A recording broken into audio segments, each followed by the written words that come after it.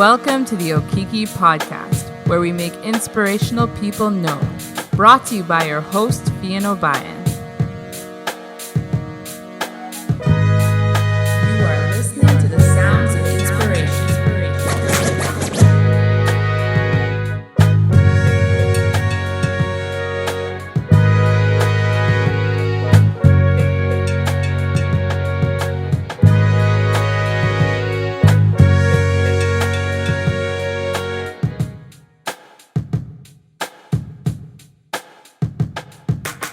Hello, everyone, and welcome to the Okiki podcast.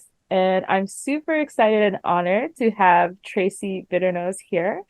And Tracy is now the NSBA Member Services Coordinator. Tracy also has about 30 years of experience in the hair industry and 22 of those as an entrepreneur. So very fascinating and interesting journey. Another thing about Tracy is that Tracy's also an author.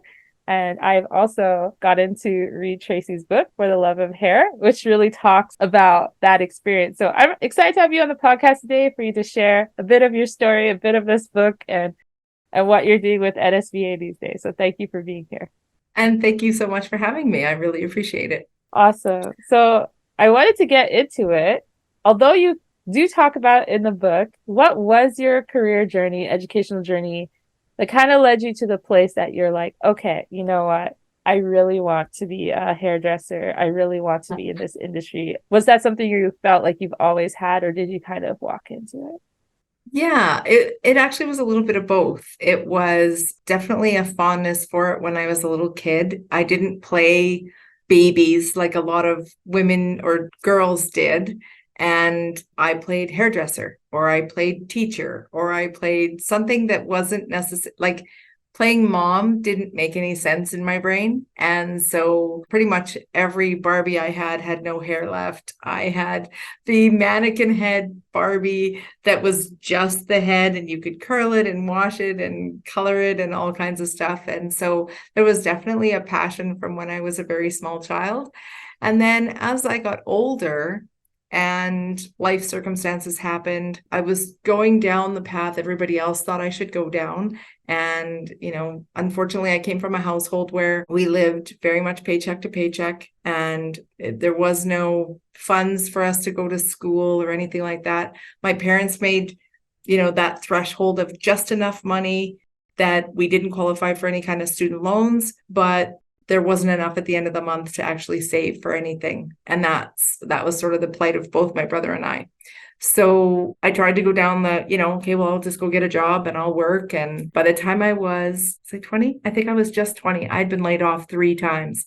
And unfortunately, it was just sort of the industry and the world we lived in, and had started doing friend hair and grad hair, and like definitely had that sort of natural talent, I guess, if you will.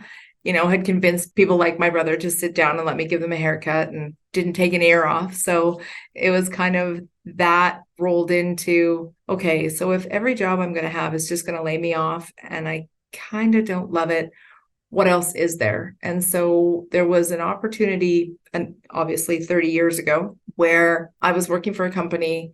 Back then when you were laid off, you could go and get EI or income support of some sort.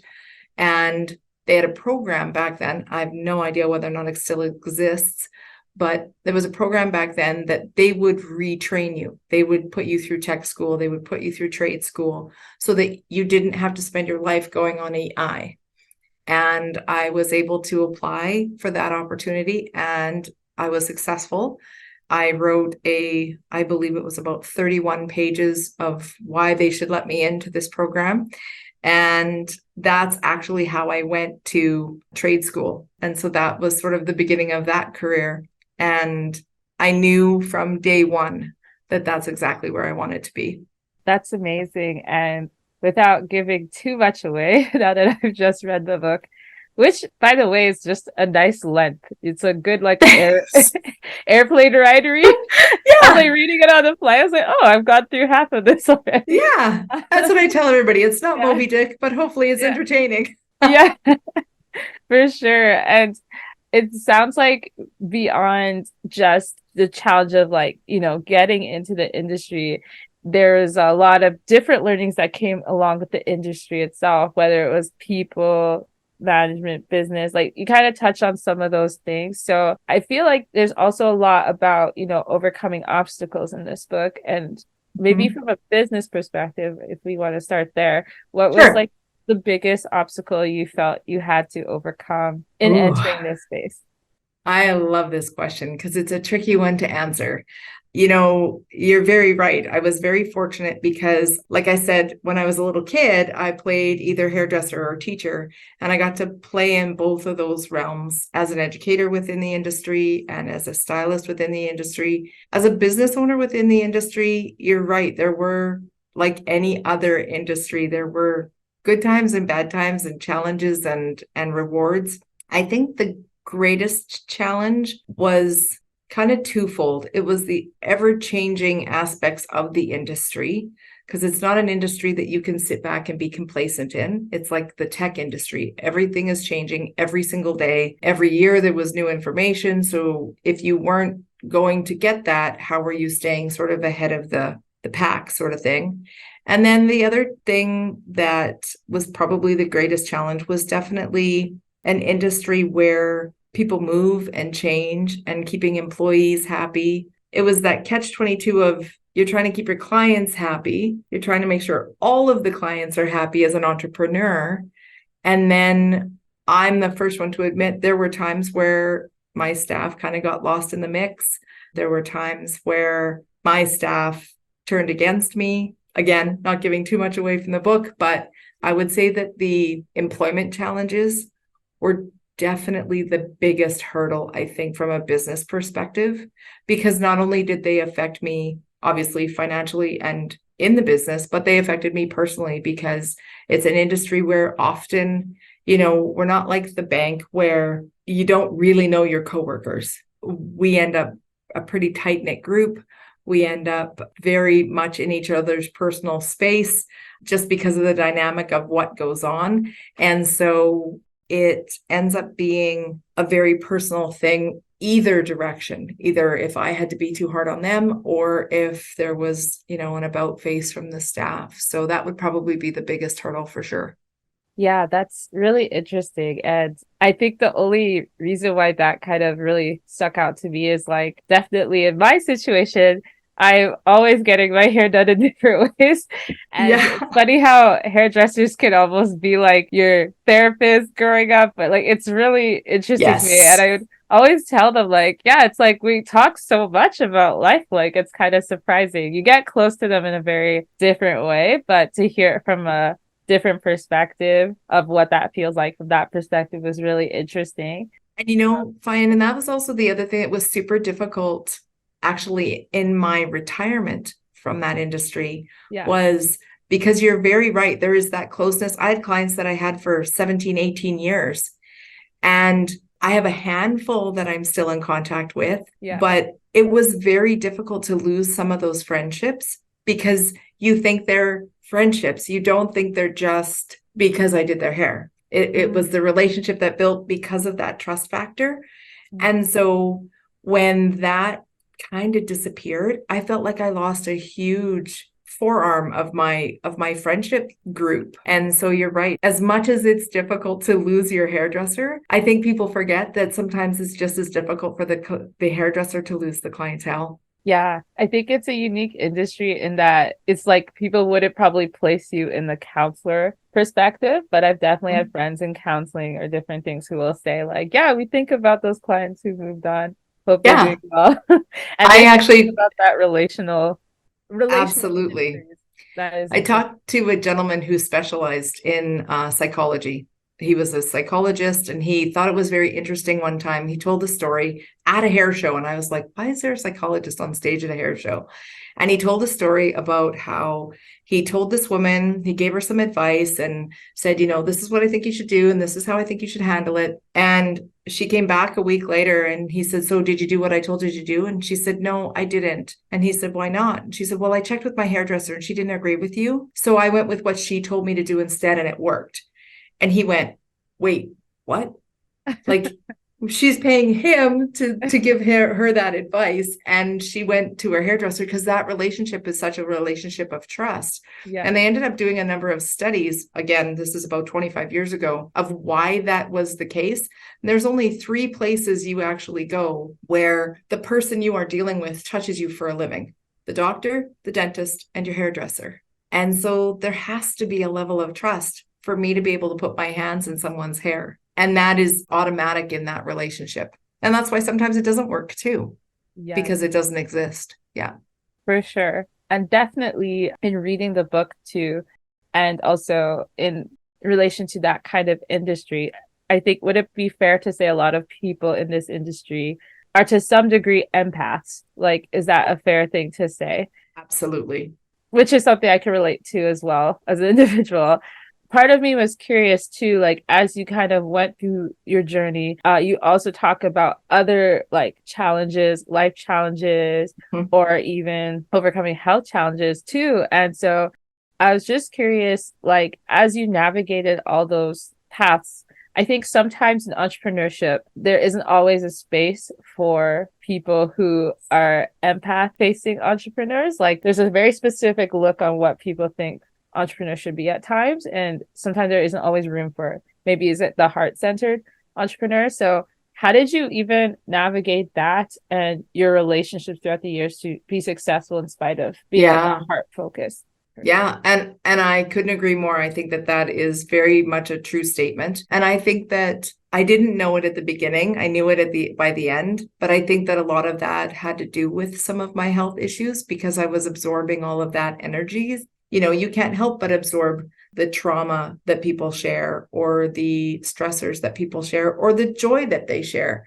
Unfortunately, there was just a lot more trauma and stressors than there was joy. So, you know, again, I say that we get to be the part of people's lives that they are celebrating. We end up part of their lives where they are devastated. And you're right. Those of us that are empaths definitely absorb some of that. And I think that that is partially what contributed to some of my health issues, because after being out of the industry for almost 2 years now, some of those health issues have improved vastly simply because now I get to have conversations where I'm 6 feet away from people, not 6 inches, and not touching them. So not only as an empath are you engaging in the energy because they are close, but you're also engaging because you're touching. So it's a different kind of absorption or deflection, depending on what's going on. And so that, I think, has been a bit of an improvement for me. And the other part of it is it's just an industry where it is extremely hard on the body. You are standing for extremely long periods of time, which everybody knows. And again, more research over the last 20 years proves that if you can walk for a living, all the power to you, but standing or sitting are just as detrimental to the human body. So hours and hours of standing, hours and hours of my arms above my heart, hours of leaning over a sink. And as ergonomic as you try to be, because I was of the era where we were actually taught some of those things.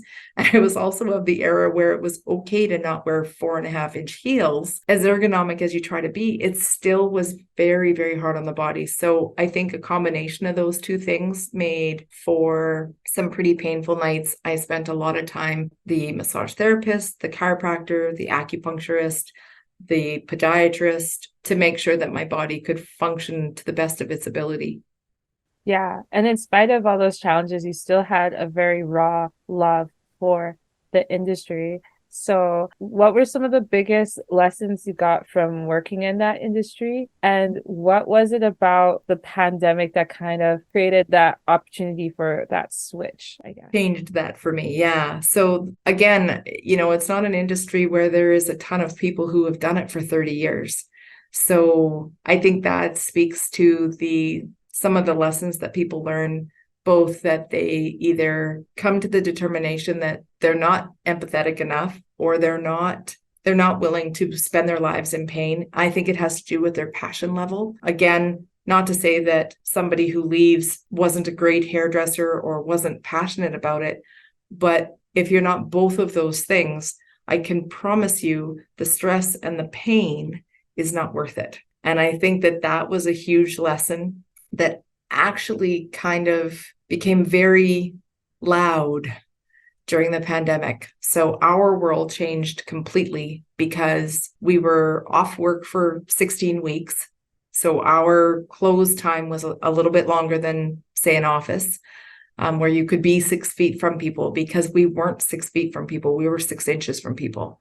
And then the other major challenge for our industry was that, understandably, everyone who was creating PPE at the time was doing it for healthcare. And I'm grateful for that. But we were also mandated to be in full PPE when we went back to work. Because what people didn't realize was the steam from the hot water running in the sink became a conduit for the virus to enter the surface of our skin. And we're only 6 inches apart. So there was things that didn't make the news and didn't end up newsworthy, if you will. And unfortunately, we were mandated to wear it, but no one was mandated to sell it to us. So there was pieces I made, like I wore scrubs and I wore, protective gear. I made a couple of smocks out of like a polyethylene kind of deal. I managed to get masks. And so we were masked and safety goggled, which I can tell you for free is not easy also at a sink or where there is steam or, trying to have conversation and things like that. And then the other challenge for a lot of stylists and salons, and I know that a lot are still struggling, was we were mandated to 35% of our original intake. So, for example, if a salon was taking in 40 people every day, now they can take 12, and you couldn't double book anyone. And I was a hairdresser that if I had a color processing, I was doing a haircut or I was putting on another color, I never sat still. So to take those industries and knock their boots out from beneath them. And I understood why. I get it. You can't have that many people in the room. You can't be that close together. Your clients can't be that close together, so they can't be 4 feet apart so that there can be 6 chairs in the row. But it knocked the wind out of a lot of sales, both, hypothetically and actually. And the other struggle was the mental game during the pandemic of being 6 inches away from people. And people were coming to us with very different issues at that point, right? It was, my husband lost his job. I don't know if I can come back next month. The divorce rate went through the roof because people had spent so much time together. So there was a new gamut of issues and traumas that people were going through. And at the same time, we were going through them. So it didn't have that same level of, I'm here for you, because there wasn't anybody there for us and there wasn't anybody there for me. And then in my particular situation, I had gone from a 2,000 square foot salon. And ironically, I was actually going to go and be an educator. So I was about to leave my big space when the pandemic hit, which was a blessing and a curse, because I was lucky I only had 1 month rent to pay, but it was a curse because when pandemic was over, I had nothing to sell, which leads us into the next question, I'm sure. But so I ended up working from home. So I also had the, trauma of, now I'm not just inviting people into my business, they're coming into my home for their haircuts and colors and all the things that we're doing. So when things like vaccine mandates came down and the regulations that got pummeled at us over the course of 2 years, it just became a whole new level of trauma, which is why I made the decision to stop when I did, because that was the part I couldn't do anymore. I didn't want to end my career dreading the next client, because like I say, my body already hurt, my brain already hurt, not just sanitizing, but in fact, disinfecting every single inch from the front door to my salon between every single client. So it just became too much, honestly. And I didn't want to hate it on my way out. And so when the time came to let it go and I started looking, that's kind of when the opportunity came about for the NSBA. I think that's a really good segue into that, because I think there's so much value in all the life experiences that one can have. And I am curious, because now that you've had all those years, and then it kind of gave you time to say, okay, you know what, this is a really good time to leave and still have an appreciation for that passion in the work I did without leaving it on Sour note. sour Yeah. note. Yeah. then during that time you worked on this and you also Mhm. joined NSBA. Maybe I can start with the book. What made Sure. you decide to write this book and who was this book for? And then go into NSBA from there. Okay. Okay. So, my husband was actually the instigator of beginnings of the book. He would hear me teaching, or he would hear me talking about experiences, and he would say to me, "Oh, you got to write this stuff down. You just got to put it in a book." And that started actually about a decade before the book actually came out. And I was like, "No, nobody wants to read my stuff. Like, are you crazy?" He said, "No, you got to write it down." So I started, and I would kind of journal, and it was very, very unorganized and just journal entries. Well, this happened today, or a funny story, or, something that would go on, or stress at work or something. And then it kind of took a little more shape, and it was like, okay, well, if I was going to write a book, what would the chapters look like? Or what would I call it? Or anything like that. And once it kind of came into a little bit more structured, that's when the pandemic hit. And so I had time, and it was a beautiful outlet because of where the world was at and the stressors that went with that. And I just started working on it a little bit more diligently. And so the pandemic hit in March. I looked at my husband, Kelly, one night in January, the following January, and I said, "You know what? I think it's done." And we poked around and had a look at like publishing and publishers and who do I want to use.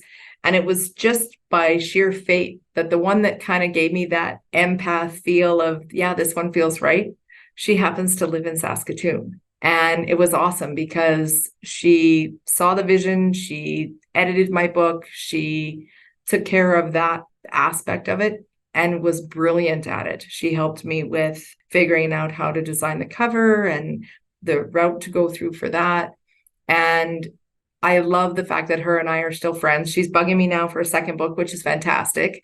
So that had kind of finished. Then, sort of progressed through the rest of the year. And that kind of got me through dealing with clients, and people were very happy and all of that. So in the middle of 2021, I kind of thought, well, like, okay, what am I going to do? And one of the other lessons is I had done that for so long. And yes, I had done things within the industry. So I had industry skill, and I can teach you how to break down a haircut better than some. But how does that translate into, okay, I'm not going to do that anymore. And so my biggest fear was, I don't have a piece of paper that says I'm good at anything other than this. So now what? And Kelly and I, of course, talked lots. And I had gone on I'd looked at a couple different jobs and gone on a couple different interviews. And no, I either wasn't right for them or it wasn't right for me. And Kelly came home one day from work, and he was actually part of a company that was part of the NSBA as a member. He said, "You might want to have a peek at this." He had gotten an e-blast, and it was a job posting. So, of course, this job as member services coordinator had gotten relieved or let go during the pandemic because there was nobody to contact. Nobody was at work. The norm was not the norm. So I looked at it, and Kelly knew Keith through hockey. And so he said, "Keith seems like a pretty good guy. I think maybe you should go and apply for this." And I thought, okay, like talk to people, recruit, retrain. I'd had a clientele for 30 years. I'd rebuilt my clientele twice. So it was like, okay, maybe I'll go have a conversation. And 3 days later, I had a job offer after my interview. I had an interview with the executive director, Keith Moen, and then he brought me back to meet the whole team. I loved the fact that it was up to the whole team whether or not I fit, not just the recruiter or not just Keith. I honestly can say that I love it. I enjoy my job. I enjoy the fact that my body doesn't hurt every single day from my job anymore. And so I am the liaison between the membership and our executive director. And I love that aspect of it. And like I said earlier, having been an entrepreneur, I resonate with a lot of small business owners. Even if it's not the same industry, we still went through the same stuff. We've still been through the, how am I going to pay the bills at the end of this month? Or, holy smokes, we're so busy, I need more people. And so I like the fact that I can understand and I can relate. I love the fact that, we have events and we make sure that we have that connection to our membership. And I also love the fact that as the NSBA, we work very hard in our lobbying and advocacy role as well. What separates us from other associations is we're not funded by any level of government. Our nonprofit mandate is that we are there for our members, and our memberships and our sponsorships and our attendees at events is what sort of pays the bills, if you will.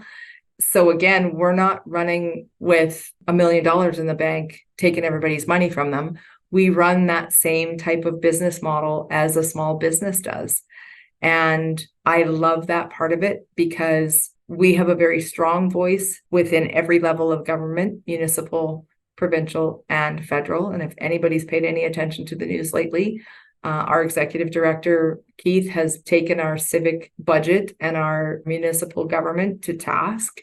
And he does it with grace and style. At the same time, because we don't answer to anyone, he says what needs to be said. And I like that part of it. I like the fact that when someone has an issue, whether it's at a city level or a federal level, they can come to us and we can take that on. And we can help be the voice of reason or the voice of, hey, this needs more attention, that maybe a small business by themselves or a solopreneur would not necessarily have the manpower to stand behind. So I definitely like that part of it. And the role itself, I mean, it's fun. I still get all of the fixes that I loved about being a hairdresser. I still get all the connection, and I still get to, do my hair and look nice every day. So that's awesome. And at the same time, like I said, I don't have to physically hurt anymore. And the empath in me, I think, is healing a little bit as well.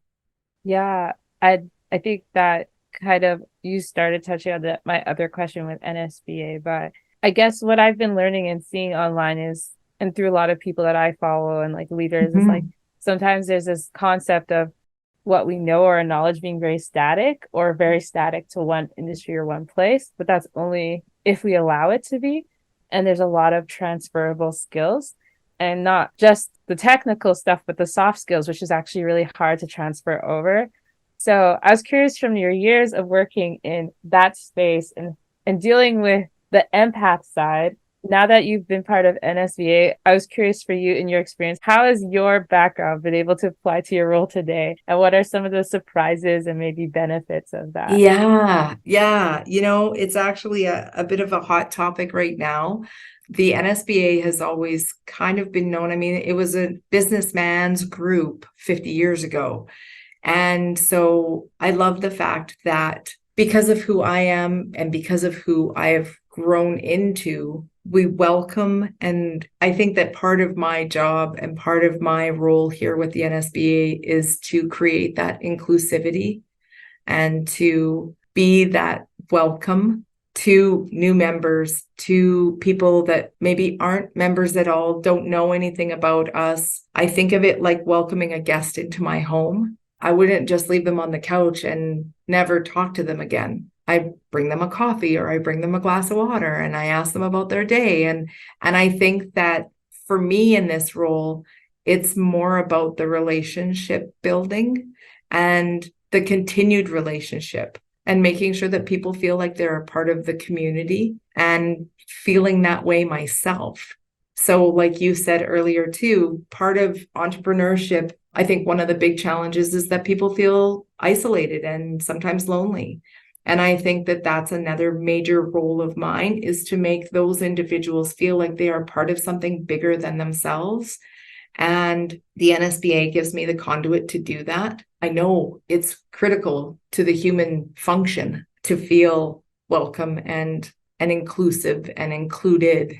I'm not sure if I answered the question completely, but I think that that's probably my mandate with this job, is to not just feel like, oh, we have your membership money now. Fantastic. See you in a year when we ask for it again. I don't want that sensation. I don't want that feeling. So I guess my final couple of questions is, what do you value the most about the position you're in today, based on all the learning and how you get to operate as an individual and what you do? I know that might seem like a big question, but where do you see entrepreneurship and this organization in the next couple of years in terms of the impact you hope it can make? Well, the first portion of the question is, I think I'm very lucky because after having been an entrepreneur for 22 years, another fear was actually coming back to working for someone. I really appreciate the fact that in this role, I can sometimes be in the office doing a podcast or doing an email blitz or, hey, we noticed you haven't registered for this event. Have you got something going on? Did you just forget what's going on, sort of thing? And at the same time, I can be out on the road and I can be talking to people and I can be meeting new people and I can be going to events. I legitimately work for the least micromanaging human being on the planet. And I could not be luckier in that respect because he understands it. And I mean, it took a little bit of getting to know each other and being in the space together, but he knows that regardless of where I am and regardless of whatever time it is, I am out doing my job. And sometimes that's at 10 o'clock at night because there's an email that needs attention. And I think that's one of the bonuses of having been an entrepreneur. I don't look at the clock. I do a better job now as a non-entrepreneur of shutting it off. I will admit that. I do a better job of, it's the weekend, I don't have to think anymore. Like, I do a much better job of that, but I don't watch the clock of, it's 5:01, I gotta go. I have a meeting today at 5:30 because that's when that person could meet. And that's cool with me.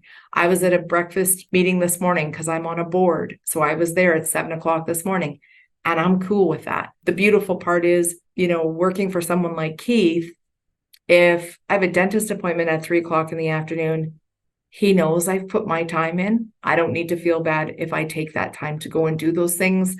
Or if I'm out and about, again, he knows that, yeah, I might stop and pick up bread because I need it at home, but I'm out and about because I'm doing my job, right? So as someone who worked for themselves for that long, it is very nice to not be under someone's thumb, is the best way I know how to say that. I do have a lot of flexibility and freedom in this role, and I do like that. In the next 5 years, I see more inclusivity. I see more relationship building.